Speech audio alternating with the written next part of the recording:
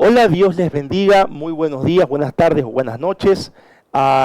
Este día no vamos a transmitir el culto como tal, solamente una reflexión, ya que hoy 5 de septiembre, como iglesia aquí Israel Samanes en Guayaquil, decidimos tener nuestra primera reunión presencial luego de 18 meses. Ya teniendo en cuenta que la gran mayoría de la congregación se ha vacunado, o ya tiene cierta inmunidad, cierta protección, porque ya les dio este virus, el COVID, ah, los riesgos para reunirse son mínimos. Lo vamos a hacer en un lugar abierto. Los niños van a estar en una escuela dominical atípica, va a ser una escuela dominical más recreativa, en un lugar abierto, para que el riesgo sea mínimo. Va a ser una sola reunión que vamos a tener en el mes de septiembre. El siguiente domingo retomamos las reuniones virtuales. Hoy no vamos a tener Santa Cena, la vamos a tener el siguiente domingo todos juntos. Lo hacemos de esta manera porque queremos como iglesia fortalecer la unidad. O nos reunimos todos presencialmente o nos conectamos todos virtualmente. Pero no queremos dejar de lado aquellas familias que fuera de la ciudad o del país en esta pandemia han tenido la gentileza y la delicadeza de conectarse a estas transmisiones, escuchar palabra de Dios. Y queremos presentar la reflexión hoy para cada uno de ustedes que nos están escuchando desde San Juan, Puerto Rico, desde Estados Unidos, desde Europa y cualquier parte del mundo. Así que queremos compartir la palabra de Dios, que finalmente es el centro de toda celebración, de todo culto, servicio religioso. Siempre la palabra de Dios es el centro. Para esto le invito a que pueda abrir en su Biblia en Colosenses capítulo 2, verso 8. Es un solo versículo que vamos a leer.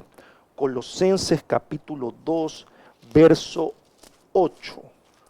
Colosenses capítulo 2, verso 8.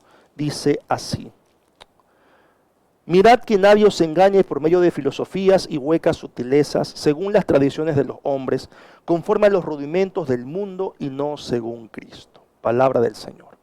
Oremos por favor. Padre, te agradecemos por este día. Gracias porque nos permites compartir tu palabra. Señor, perdona nuestros pecados.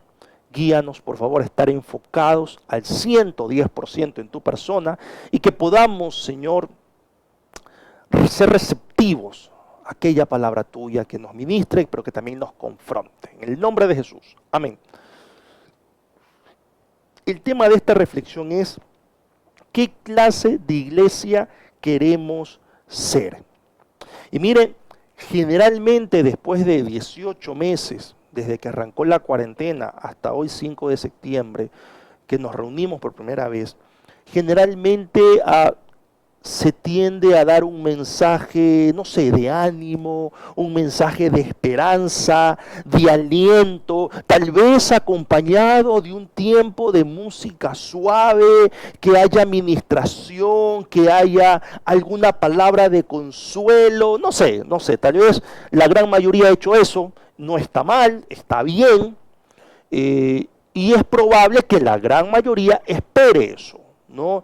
Bueno, hoy nos vamos a reunir y bueno, es necesario eso, pero en realidad he tenido una lucha muy fuerte entre lo que uno espera que suceda un día como hoy, que luego después de 18 meses nos podemos reunir presencialmente, y lo que Dios quiere. Pero ¿qué es lo que Dios quiere? Que comparte este día. Para usted que nos está escuchando desde su casa y que tal vez no tiene la posibilidad de reunirse aún o por su agenda no puede ir a una reunión presencial en una iglesia. ¿Qué es lo que creo Dios tiene para la iglesia hoy? Y es una pregunta: ¿qué clase de iglesia queremos ser? Y para responder a esta pregunta necesitamos recordar cómo ha sido la iglesia, desde que nació, su crecimiento histórico, cómo era la iglesia antes de la pandemia, y aunque no pretendo dar un recorrido de toda la historia de la iglesia, sí quisiera dar unas características generales muy básicas, ¿no? Y es que, hermanos, cada uno tiene una idea de cómo debe llevarse una iglesia, su administración, cómo debe ser la toma de decisiones, qué temas deberían predicarse, qué ministerios debieran fortalecerse o iniciarse, etcétera. Y de entre muchas cosas que he aprendido como pastor, está que muchas veces cada opinión, por más diversa que sea, se piensa que tiene que cumplirse porque viene de parte de Dios. Cada opinión acerca de cómo debe ser la iglesia, cómo debe llevarse la iglesia, es como que viniera de parte de Dios. Y es más, cuando esta opinión, que generalmente se la dan al pastor, no es recibida, pensamos que el pastor es impositivo, que el pastor es abusivo, es dictatorial y que solamente importa la opinión del pastor. Como el pastor no recibe mi criterio, mi opinión de cómo debe ser la iglesia, mi sugerencia, entonces el pastor es impositivo. Porque creemos que ese criterio, esa opinión, viene de Dios y tiene que ser recibida. Y aunque tal vez puedan haber experiencias buenas y no buenas en esta disputa de opiniones, como pastor siempre he tratado de no dar mi opinión, nunca, de no dar mi criterio, sino simplemente compartir aquello que producto de oración y de un estudio serio de la Biblia, un estudio que no responde a grupos denominacionales, que no responde a filosofías culturales, sino un estudio serio, o al menos tratando de ser lo más serio posible, compartir qué es lo que dice la Biblia, qué es lo que muestra la palabra de Dios. Y hoy aspiro que a la luz de la Biblia podamos responder la pregunta que se plantea: ¿qué clase de iglesia queremos ser? Han pasado 18 meses, muchos quieren que la iglesia sea igual que antes. Tal vez como que si esto nunca hubiera pasado. En el capítulo 2 de Colosenses, ¿no?, cuando Pablo está hablando de filosofías, ¿no?, y de cosas que están relacionadas a este mundo, se refiere específicamente a los gnósticos, ¿no? Cuando habla de filosofías y huecas sutilezas, se refiere a los gnósticos. Y aunque no voy a profundizar qué es el gnosticismo, porque bueno, no sería propia de esta reflexión, sería más apropiado para un estudio bíblico, sí cabe mencionar que este grupo, los gnósticos, ofrecía una filosofía, un criterio, una opinión, un pensamiento como necesarios, además de la enseñanza de Cristo y de las palabras del Evangelio. Es decir, está Cristo, está el Evangelio, perfecto, pero además de esto, además de esa palabra, además de ese mensaje, está esta filosofía. Está esto que creo debe hacerse. Es como que si el mensaje del Evangelio y Cristo no fueran suficientes. Está esta filosofía, este pensamiento que también es necesario. Y así se lo presentaban a la iglesia allá en Colosas. Ahora, ¿qué es lo llamativo de esta filosofía? Que como le digo, no vamos a profundizar en eso, porque no es tema de la reflexión, pero esta filosofía, lo llamativo que tenía, según el texto bíblico, el verso 8, es que había sido transmitida por tradiciones humanas. Escuche bien, tradiciones humanas, y tenía que ver con elementos de este mundo. Ya, no lo digo yo. Leamos una vez más el verso 8 de Colosenses capítulo 2. Ya, perdón que se me extravió el versículo. Dice Mirad que nadie os engañe por medio de filosofías y huecas sutilezas, según las tradiciones de los hombres, conforme a los rudimentos del mundo y no según Cristo. Ahora, cuando leemos en el verso 8 la palabra engañe o engañar, en griego aparece la palabra silagogein. Y hace referencia esta palabra a un traficante de esclavos que se lleva cautivas a las personas de un país conquistado para venderlas como esclavos. Ya, ¿cuál es la advertencia aquí de Pablo al usar esta palabra silagogein? No dejarse atrapar por esta filosofía pensando o creyendo que es necesaria, además del Evangelio y las enseñanzas de Jesucristo.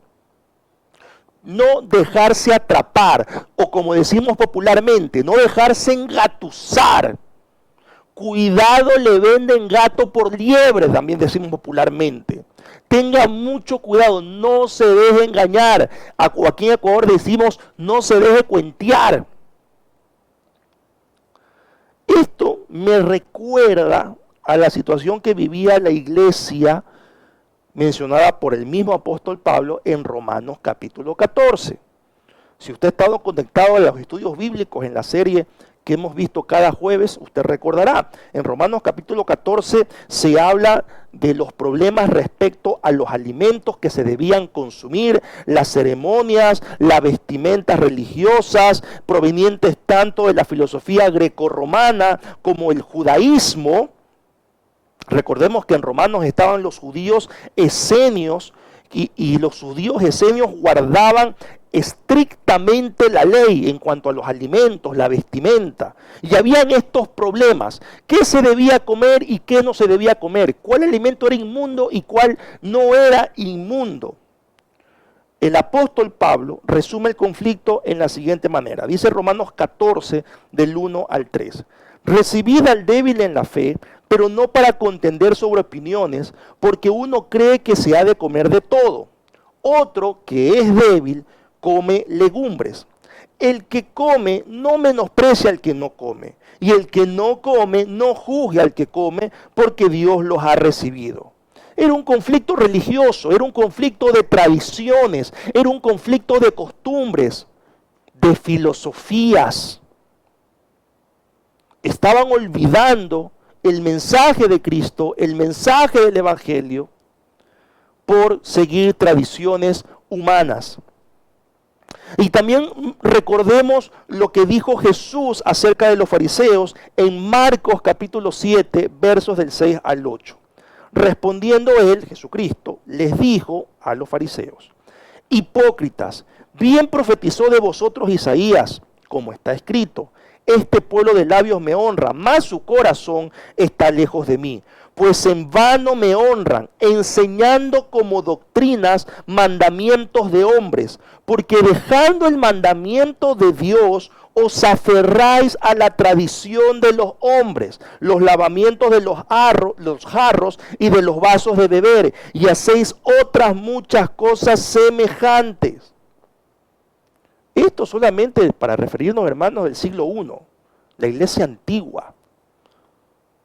Ya había este problema de seguir costumbres, tradiciones, opiniones, filosofías como algo adicional al mensaje de Jesucristo, como algo adicional al mandato de Dios. Y si no se seguían estas filosofías o este pensamiento, se creía o se pensaba que se cometía algún tipo de pecado, que se estaba cometiendo un error.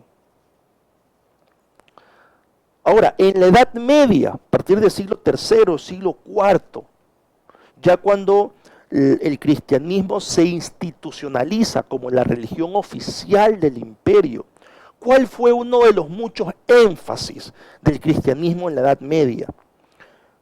Comenzó a construir grandes catedrales, grandes edificios mal llamados templos. Mal llamados templos, porque el templo de Dios somos nosotros. Aquí mora el Espíritu Santo. Usted y yo somos la casa de Dios. Pero como seguimos tradiciones humanas, tradiciones de hombres, seguimos pensando que el gran edificio es el templo, es la tradición, que hacemos poco o nada para corregirla. Ya hemos normalizado eso de allí. Entonces la iglesia en la Edad Media comenzó a construir grandes catedrales, todos estos lugares de reunión. El sacerdocio comenzó a vestirse con ropas finas, ropas lujosas, para demostrar así su poderío frente a las otras religiones falsas. Y con esto demostraban también que Dios estaba con ellos, sacrificando en la Edad Media la prioridad de la iglesia. Y usted sabe cuál es la prioridad de la iglesia, en qué debe concentrarse la iglesia. Dice Santiago 1:27, lo leo en la traducción en lenguaje actual. Creer en Dios es agradarlo y hacer el bien, ayudar a las viudas y a los huérfanos cuando sufren y no dejarse vencer por la maldad del mundo. Esta es la prioridad de la iglesia. Ayudar al huérfano, al hambriento, al desamparado. Amar a Dios y amar al prójimo. Obedecer a Dios, no dejarse vencer por este mundo, por las filosofías de este mundo, por las formas de este mundo. Debiéramos preguntarnos si hoy estos problemas que mencionamos, el seguir tradiciones de hombres, el preocuparnos por tener un lugar bonito, cómodo, persiste hoy.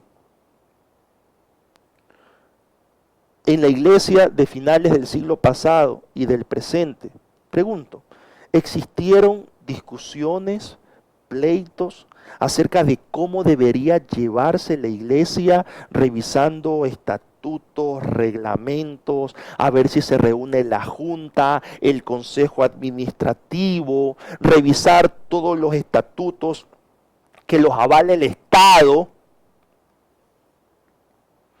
y que aquellos que exponían estos reglamentos y estos estatutos creían hablar de parte de Dios? ¿Existieron esas discusiones? ¿Existen hoy esas discusiones? O tal vez existen personas que aún discuten la forma de gobierno de la iglesia, de cómo debe llevarse, si debe ser un gobierno congregacional, un gobierno sacerdotal, un gobierno presbiteriano, y tantas formas de gobierno que existen. Y pregunto, ¿dónde queda la Biblia? ¿Dónde queda la Biblia y la forma de gobierno que tenía la iglesia del siglo I? ¿Dónde queda eso? Yo hice un estudio bíblico una vez explicando el origen de todas esas formas de gobierno que hoy existen. Son formas de gobierno que en la historia de la iglesia, en la Edad Media y parte en la Edad Moderna, se fueron gestando. Y por supuesto, tomaron unos versículos bíblicos para fundamentar esa forma de gobierno. Pero hay varias, existen varias, y cada forma de gobierno dice o se jacta de ser la correcta. Pero pregunto, ¿dónde queda la Biblia? ¿Dónde queda la forma de gobierno de todo el Nuevo Testamento? Y en ese estudio bíblico hablaba de cómo se llevaba la iglesia en el siglo I. De las funciones de los ancianos, las funciones del diaconado, las funciones del obispo, las funciones de la iglesia. Pero quizás creemos que estas otras formas de gobierno, sacerdotal, presbiteriano, episcopal, son necesarias tenerlas, además de lo que enseña el mensaje de la Biblia en el Nuevo Testamento. ¿Acaso hoy seguimos preocupados de tener un lugar grande, bonito y cómodo al punto de olvidar la prioridad de la iglesia? No estoy diciendo que es pecado tener un lugar bonito, para nada. Es correcto tenerlo, pero es correcto tener un lugar así sacrificando la prioridad de la iglesia? De que invertimos en la construcción de un lugar, en la remodelación de un lugar y no nos quedan recursos para el hambriento, para la viuda, para el desamparado. ¿Cuál es la prioridad de la iglesia? ¿Tener un lugar bonito, grandes catedrales como la iglesia en la Edad Media o ayudar al desamparado y al hambriento? ¿Por qué tenemos que hacer lo uno y dejar de hacer lo otro? Ahora, lo ideal es que una iglesia cumpla con su prioridad y luego, por supuesto, en segundo lugar, poder construir, tener un lugar bonito, cómodo. No estoy diciendo que eso es pecado, pero pregunto, ¿será acaso que el problema hoy es que estamos más enfocados en construir un lugar, tener buenas instalaciones para brindar un mejor servicio a costa de quedarnos con pocos o ningún recurso para la viuda, el enfermo, para el desamparado, etcétera? Nos estamos dejando influenciar por filosofías fundamentadas en tradiciones humanas que tienen elementos de este mundo.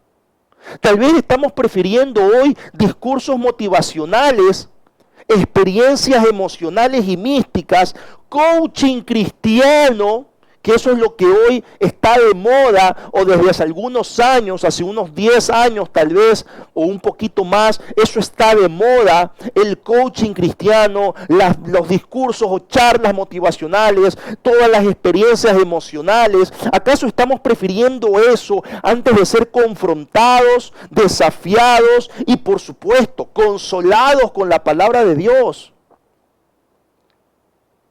No nos estamos llenando tal vez de elementos de este mundo. Ok, como esto está de moda, no, como hoy está de moda el coaching cristiano, yo me voy a hacer coach. Coach. Jesús fue coach de los discípulos. Coach.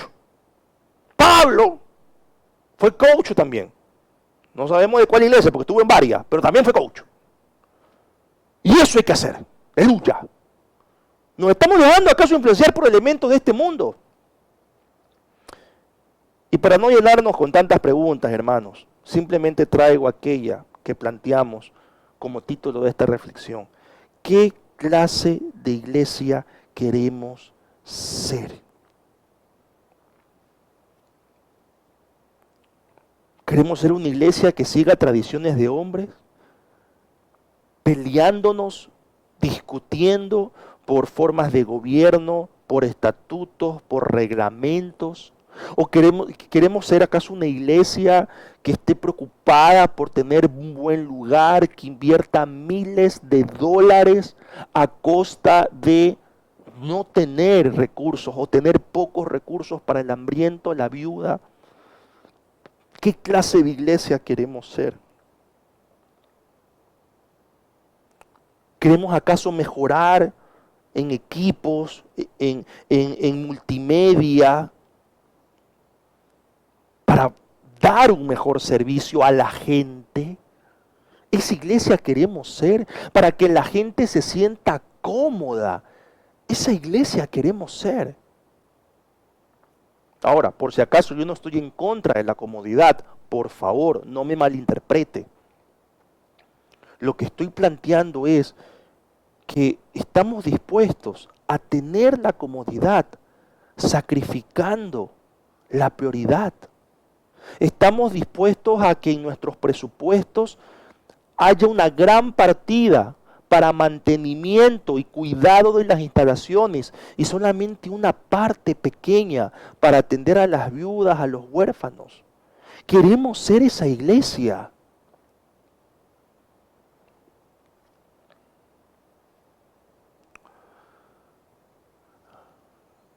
Yo fui presa de esa filosofía que aparentaba venir de parte de Dios en varias etapas de mi vida. En una etapa yo fui presa de esa filosofía de que hay que revisar los estatutos, hay que ver los reglamentos, hay que ver cómo podemos darle vuelta a tal o cual decisión del pastor de turno en una asamblea y vamos a juntar los votos como Congreso Nacional, como Asamblea Nacional. Vamos a contar los votos para que al momento de que estemos en la asamblea ordinaria o en la asamblea general, yo mocione, alguien secunde y por votación ganemos la mayoría. En una parte de mi vida pensaba así. En otra parte de mi vida, de hecho antes de la pandemia, fui presa de esa filosofía de tener un lugar más cómodo, de tener mejores equipos. Y comenzamos a invertir en equipos de música, en equipos de sonido, en consolas, en proyectores. Y no me di cuenta cuando llegamos a un punto en que teníamos pocos o ningún recurso para ayudar a las viudas, a los huérfanos, desamparados, hambrientos. Y eso que yo dejaba el salario que percibo como pastor como lo último que había que cubrir, lo último. Y quiero que me conozca. Siempre dejaba a lo último el salario del pastor. Siempre. Lamentablemente aún eso para muchos no era suficiente. No era suficiente. Lo dejaba al último. Y aún así no teníamos recursos para comprar una receta médica, para comprar una canasta de alimentos. Pero teníamos equipos nuevos. Pero los aires acondicionados se habían limpiado. Se había hecho el mantenimiento de los aires, de las instalaciones. Estábamos al día con la renta del lugar donde estábamos. Estábamos al día con todos los servicios básicos. Había energía, había agua, había internet. Pero, por el otro lado, comencé a repetir la típica frase de algunas iglesias. No hay plata. No hay plata para esto, no hay plata para el otro, no hay plata para dar de comer, no hay plata para ayudar con útiles escolares, no hay plata, no hay plata, no hay plata. Había dejado de lado la prioridad de la iglesia. Hoy tengo claro qué clase de iglesia quiere Dios que seamos. Y mi esposa y yo oramos para que nunca más nos desviemos del camino de Dios y para que otros se puedan sumar. No es nada nuevo lo que les estoy diciendo. Yo creo que esto de amar a Dios y amar al prójimo siempre ha estado presente, pero hay momentos que nos desenfocamos, que nos olvidamos de lo que significa amar a Dios, de lo que significa amar al prójimo. Creer en Dios es agradarlo y hacerle bien, ayudar a las viudas y a los huérfanos cuando sufren y no dejarse vencer por la maldad de este mundo. ¿Qué clase de iglesia queremos ser? ¿La que sigue tradiciones humanas? ¿La que sigue costumbres? ¿La que está preocupada por tener mejores instalaciones a costa de la prioridad de la iglesia? ¿Qué clase de iglesia queremos ser? Una iglesia que quiera ser motivada, que quiera recibir coaching solamente y no que sea confrontada y consolada. ¿Qué clase de iglesia queremos ser? Tenemos que predicar el Evangelio, pero recuerden que el Evangelio debe ser integral. Debe ser integral. No podemos decir simplemente Dios te bendiga al hambriento y no darle de comer. Mirad que nadie os engañe por medio de filosofías y huecas sutilezas según las tradiciones de los hombres, conforme a los rudimentos del mundo y no según Cristo. Mirad que nadie os engañe. Vamos a orar. Padre Santo, gracias te damos por tu palabra y por esta advertencia que nos haces. Señor, en el lugar donde nos encontramos, rogamos que tú nos guíes a ser esa iglesia que tú quieres que seamos. No aquella que la tradición invita a ser. No aquella que el mundo o la influencia del mundo invita a que seamos. Llévanos a ser una iglesia conforme a tu palabra, que ore, que evangelice con la conducta y de manera integral. Ayúdanos, bendito Señor, por favor, a establecer la prioridad de la iglesia hoy. Y perdónanos si acaso nos hemos desviado de esa prioridad. Perdónanos si acaso nos hemos desenfocado. Perdónanos, Señor. En el nombre de Jesús. Amén.